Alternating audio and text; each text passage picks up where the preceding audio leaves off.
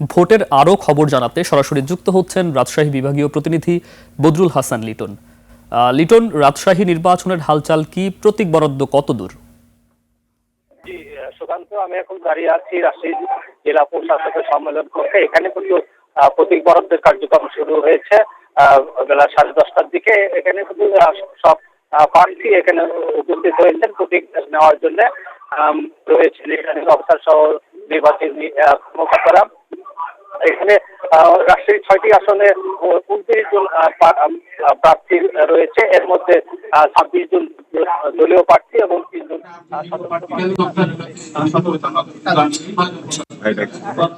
এই মুহূর্তে কিন্তু নির্বাচনের আচরণ বিধি নিয়ে প্রশ্ন উত্তর পর্ব চলছে। এর আগে কিন্তু নির্বাচন আচরণ নিয়ে একটি ব্রিফ করছে। ব্রিফ করার পর প্রার্থীরা এই আচরণ বিধি নিয়ে রিটার্নিং অফিসার কাছে প্রশ্ন করছে এবং তারা উত্তর দিচ্ছে। এটা শেষ হলেই কিন্তু প্রতীক দেওয়া হবে। প্রতীক নিয়ে তারা নিজ নিজ এলাকায় গিয়ে তারা প্রচারণা শুরু করবেন এবং প্রচারণায় নামবেন।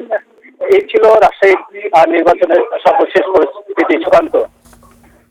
লিটন, আপনাকে ধন্যবাদ।